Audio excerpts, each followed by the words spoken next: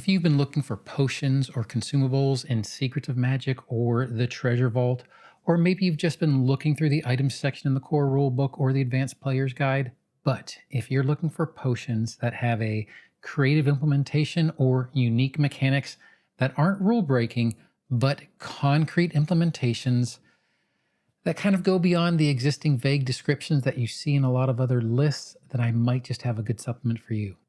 Peculiar Potions by Elise Cretel on Pathfinder Infinite. It is her first foray into Pathfinder after a lot of experience working with Dungeons and Dragons. And with that, my name is Dawn. I'm trying to be the Sly Strategist, and let's go ahead and get into it. Now, this is Elise Cretel's first foray into Pathfinder, and this particular project was part of Pathfinder Infinite June Jamfinder 2023, and that basically was not necessarily a contest, but a way for Pathfinder Infinite to encourage more independent creators to get involved.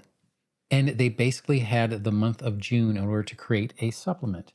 So Peculiar Potions features 21 unique potions for Pathfinder 2nd Edition.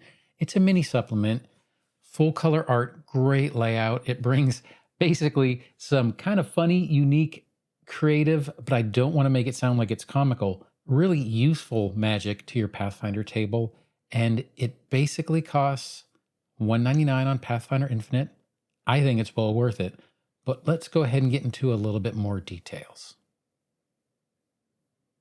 So first thing I'm going to state is I'm not really going to give a whole bunch of spoilers that you can't already see on the Pathfinder Infinite page.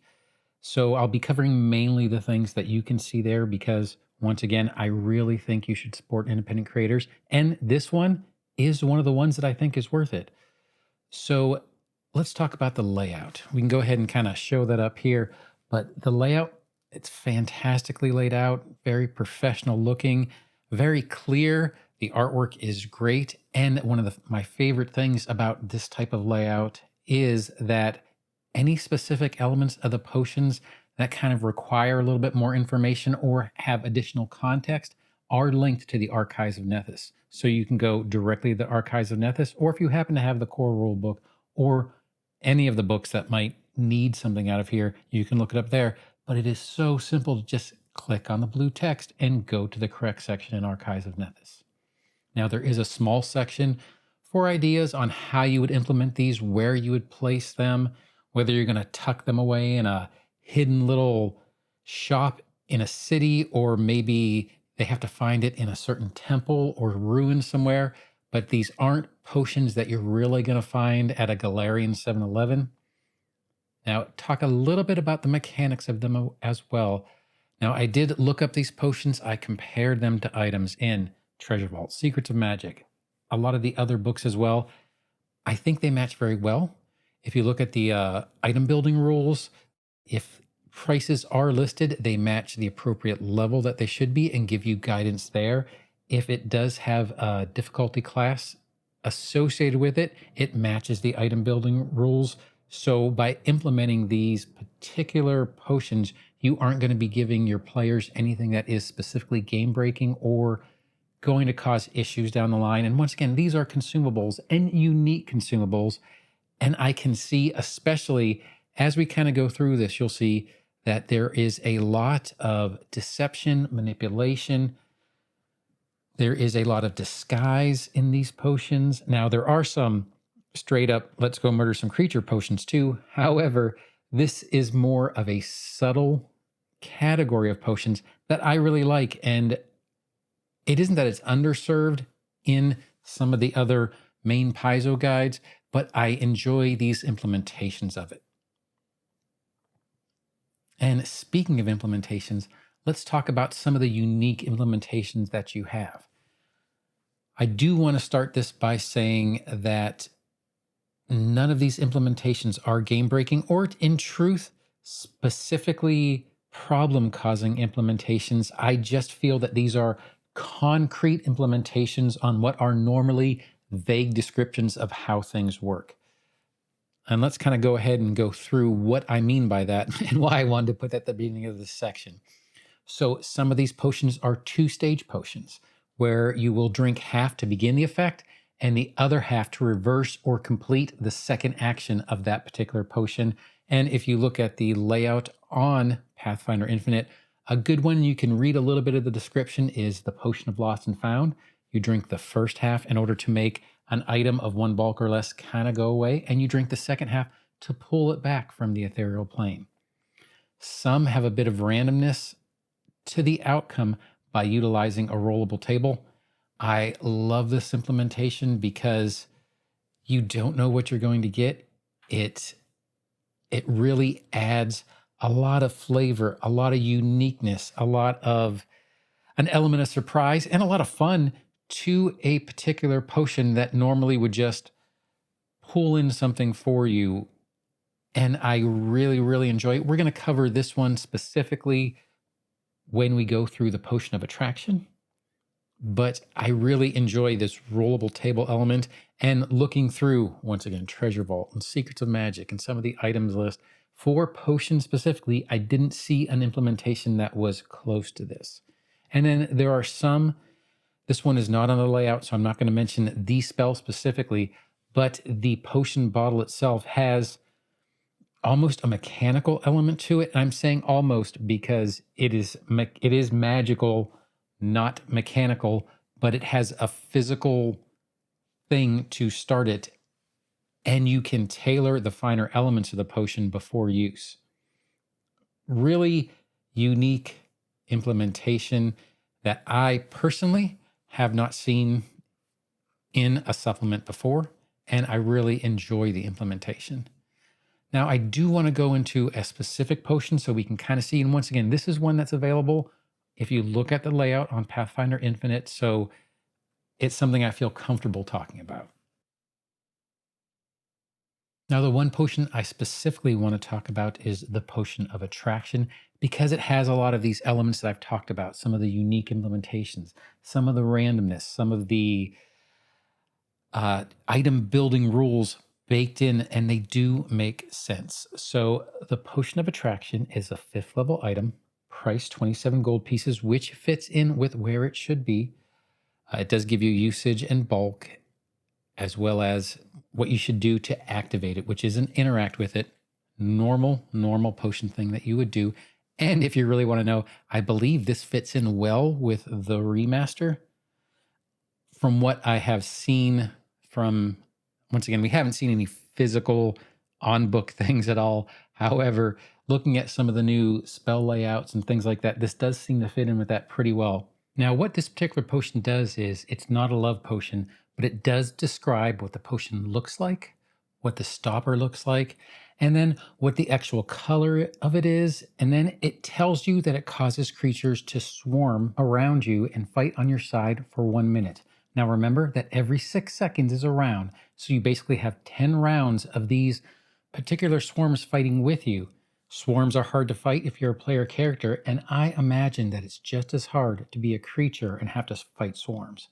But let's cover some of the particular swarms that you could bring up. If you roll a 1 on a 1d8, you get a trilobite swarm. If you roll a 2, you get a boar worm swarm. If you roll a 3, you get a viper swarm. A 4 is going to be a centipede swarm. A 5 is a wasp swarm. A 6 is a rat swarm. 7 is a flea swarm. And 8 is player's choice. It is any single level 3 creature or smaller that will come fight alongside you. I enjoy this implementation because let's say that you were in a battle and you getting ready to use this potion and you're thinking, man, I could really use that centipede in this cave, and I really don't think that fleas are going to do anything to this ghoul. You kind of have a little bit of tension, a little bit of suspense into what's going to happen when you use this potion. But in truth, all of these are pretty good. So none of these are going to necessarily give the player characters that decisive winning advantage, but nor is even a bad roll going to actually doom it to fail. It is a good supplement and it is appropriate for this level of consumable. There are a few other particular spells that I feel I can highlight simply because they were on the layout page, and Out of the 21 unique potions, 2 of them that I liked that kind of show you some other sides of it. The Death Blow potion, and what it does is it adds an AoE explosion after you kill a creature because you consume the potion and you have the magical effect that basically uses your sword, warhammer, whatever you use to kill the creature as an extension in order to allow that area of effect to happen. And then it goes with spring water, which is once again one of those escape kind of stealth type things that allows you to turn into basically a pool of water. Now, I would say you'd want to make sure that where you want to go is downhill or clear, but it also does allow for the fact that if you can get into a free body of water, then you can traverse that body of water, as well as it gives, and I don't want to actually say too much about this. You could probably read it if you wanted to on Pathfinder Infinite on the layout page, but it has a unique way to cancel the effect before the time limit runs out. I enjoy that. I enjoy the fact that time was taken in order to give you that. Now, with all that being said, let's kind of go over what I really liked about this. And, I'm struggling to find things I don't like about it, but I do have a couple things I'll mention. So, things I liked about it. Number one, this is very unique and creative. The descriptions for each of the potions are all well thought out. Not all of them, but quite a few of them have a bit of humor, a little bit subtle humor to it that makes it interesting to read and kind of gives you a little bit of flavor of maybe how you might want to play it when you're playing it actually at the table. And I enjoy the unique implementations that really, as I said before, they're not game breaking. They're not specifically so unique that maybe your player couldn't have come up with it, but they give you a specific implementation that gives this specific potion a lot of flavor that others might not have. Now, are there any cons? Sort of, not really. And I hate to say it that way, but that's the truth, is that it is a bit short, only 21 potions. But remember, you're only paying $1.99 for this. This was part of the June Jammer, so it was a limited time in order to put something together to put on Pathfinder Infinite. So this little taste has me really looking forward to additional things from Elise. We haven't really talked about her yet. I'm going to cover a little bit of her bona fides here at the end here, but I'm really looking forward to more things from Elise and the team she works with. And then the only other thing I could say, and it's not necessarily a dislike, it's just this, and it even says so in the introduction of this particular one, is this is a little bit tailored towards disguise, hiding, misdirection, and escape. Once again, there are some spells, the ones that we kind of talked about specifically, that have AoE effects once you kill a creature. So there is some damage in there, but this is mainly towards disguise, hiding, misdirection, and escape. So this could be super useful for a rogue. This could be super useful for an infiltration. It could be super useful for, heck, even chases if you find yourself getting caught by a chase. And all those are totally valid and great uses of these items. They could also be used in other things as well, even not in encounter mode. They could be used in exploration or even in downtime, and I can see the use of those. But it does seem a little bit tailored to those particular rogue, thief, stealth type things. Now, just to kind of establish what I hope to look forward to with more Pathfinder Infinite things. So Elise Cretel is an Emmy nominated writer for Pathfinder Infinite, DM's Guild, DriveThruRPG. The Ennies is a Gen Con award, and it's a fan voted award. She was the project lead in a bunch of different properties: Through the Veil Feywild series, Sea Shantes, a Bardic guide. There are 24 unique items in the DM Guild that she has been part of and contributed to. She has also freelanced for Wizards of the Coast and is a contributing author to the Uncaged anthology, which was the Ennis Award nominee. Blackstaff's Book of Bloodlines, Incredible Creatures, a bunch of different things. Once again, I want to state that she does work as part of a pretty prolific team of independent creators, and I really, really am looking forward to more things on Pathfinder Infinite. So if you've come this far, you'll kind of realize that, would I recommend this? Absolutely. I will say this, it is very unlikely that if I do an independent creator review that I'm not going to like it, because if I'm not going to like it, I'm probably not going to review it. So that's kind of my criteria for reviewing. For $1.99, you get 21 unique potions that you can use pretty much anywhere, and they are fully fleshed out and ready for use. There's nothing you need to look up. If you are trying to do, once again, we kind of did that potion of attraction with the swarms. The swarms are already listed. Could you sub them out? Sure. For that level of potion, would you need to? I don't see why you would, because it is kind of nice to have swarms in there that might not fit specifically what you want. Once again, I don't think these potions are meant to be encounter defining potions. These are potions that are meant to help a particular event as it is occurring.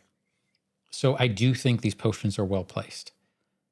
I do hope you like this video, and I do hope you like this independent creator series. I enjoy doing it. I plan on doing a lot more. So if you did like this video, please feel free to like, subscribe, or hit that notification bell. And if this sounds like something you want, please, please, please go to Pathfinder Infinite and purchase this particular supplement. I really feel, and I can't iterate this enough, how important it is to support the independent creators, because independent creators are what make the games we play more fun, and they give you more options. There's really no losing when you try to help to support an independent creator. But all that being said, I hope you have a great day and happy adventuring. Thanks.